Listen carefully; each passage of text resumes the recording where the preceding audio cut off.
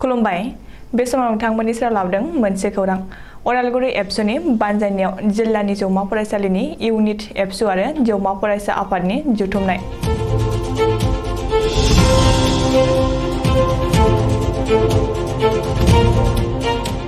अदालगुरि जिल्ला एबसुनि बानजायनायाव दिनै अदालगुरि जिल्लानि सिङाव थानाय जौमा फरायसालिनि फरायसाफोरखौ लानानै मोनसे गोनां ज' सावरायमा हाबाफारि लायो। अदालगुरि जौमा फरायसालिनि अडिटोरियाम हलाव खुंनाय सावरायमेलखौ बेखेवनानै होयो एबसुनि लेङाइ आफादगिरि खोरोमदाव औवारिया।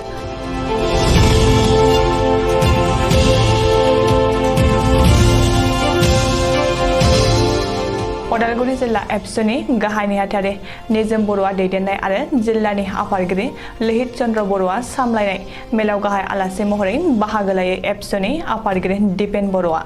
बे मेलाव एबसुनि दिनेश ब्रह्म, रोमिय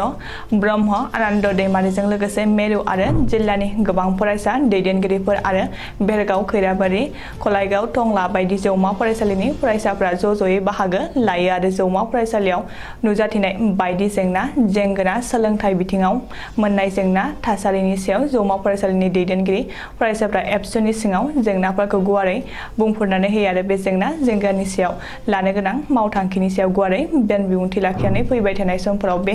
थासारिखौ सुस्रांनो सोरखारजों लोगोसे खामानि मावगोन होननानै बुंसारो आफादगिरि दिपेन बर'आ। दुलाराय बर' फरायसा आफाद उदालगुरि जिल्ला कमिटिया उदालगुरि जिल्लानि सिङाव थानाय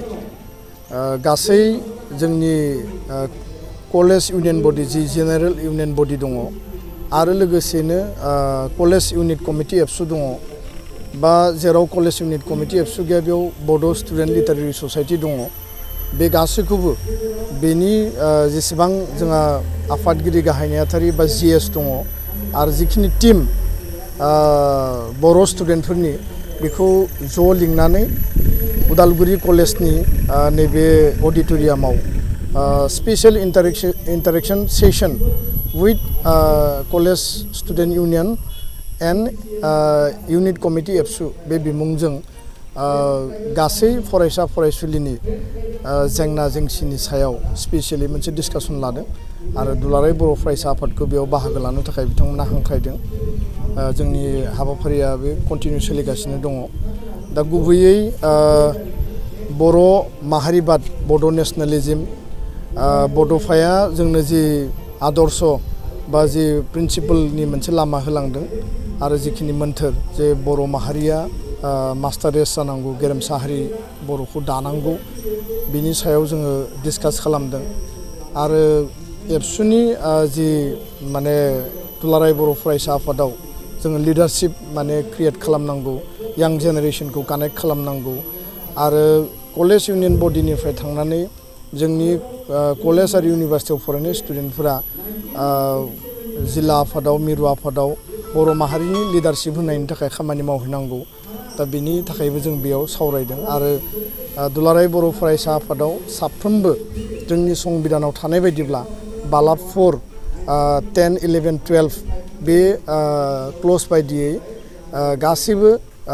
अनगोयिं स्टुडेन्टफ्रानो जोंनि जेनेरेल मेम्बार आरो लोगोसेनो जायफोरा स्कुल बा कलेज माने कमप्लिट खालामबाय फरायसा जि रेगुलार जि माने एजुकेशन बे जोब्बाय जायहा इन्ट्रेस्ट दङ जायहा माहारिनि फारसे बेबायदि हाबा मावनो गोसो बियो स्कुल कलेज बा इउनिभार्सिटि जोबनायनि 5 बोसोरनि सिमबो बियो बे आफादाव बिबान लानानै हाबा मावनो हायो। दा बे बाथ्राफोरखौ जों बेयाव सावरायदों। आदार देन डेट आथिखालाव बर' हारियाव नुजानाय जिखुनु थासारि बिटिआरनि एकर्डनि जि इमप्लिमेन्टेशननि पार्ट बे बाथ्राफोरखौ जों लानानै सावरायदों आरो बेयाव जोंनि यां जेनेरेशननि गेजेराव दा केरियार ओरिएन्टेड जिफोर माने हाबाफारिफोर दङ कम्पिटिटिभ एग्जाम एक्जिस्टिं जि कलेजाव जायफोर फेसिलिटिफोर दङ जोंनि ओनसोलाव खारन जोंनि ओनसोला दाबो बेकवार्ड रिजन आरो जथेस्थ' कलेजा दायो भेन्सार जानानै दङ बे भेन्सार कलेजखौ प्रभिन्सियेलाइज खालामनांगोन बिनि थाखाय सरकारजों एकर्डनि क्ल'ज मथे सावरायगासिनो आरो एक्जिस्टिं जिखिनि प्रभिन्सियेलाइज बा गभर्नमेन्ट कलेज दङ बेयाव टिचिं लार्निं क्लासआ थिगैनो सोलिना सोलियाखै जथेस्थ' पस्टआ भेकेन्ट जानानै उद्देश्यआ जाबाय जे मोनसे फरायसालियाव बिनि इनफ्रास्ट्राक्चार बेयाव सरकारनि जिखिनि माने डेभेलपमेन्टेल माखासे फान्डफोर फैदों बे मोजाङै इउटिलाइज जाना जायाखै आरो बिनि माने देरसिन उद्देश्यआनो जाबाय जे क्लासनि टाइमाव 5 घन्टा क्लासनि आवाराव फोरोंगिरिया टाइमलि फैनानै टाइमलि क्लास खालामनानै बिनि सानखान्थिनिफ्राय बिगियाननिफ्राय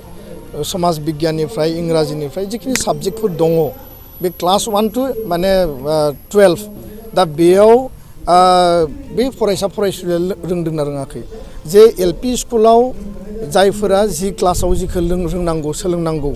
दा गोबां जों कमप्लेन नुयो जे एलपि स्कुलाव जिखौ सोलोंनांगौ बियो सोलोङाबासिनो माने एमइ स्कुलाव मोनहैयो एमइ स्कुलनि टिचारा बुङो जे एलपि स्कुलाव फोरोंनाया माने मोजां जायाखै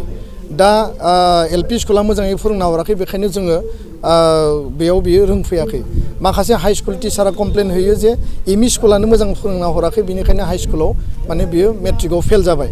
दा बे कमप्लेनफोरा दंलायलायो दा बेखायनो जि मुल्यान जि इभालुएसन गुन उत्सब बेयाव गुन गोनां सोलोंथाइ लानाय आरो होनाया जादोंना जायाखै बे मोनसे प्रक्रिया दा स्कुलाव 0 टिचार स्कुला सिंगल टिचार स्टुडेन्टआ दङ 80, 90, 100नि एबभ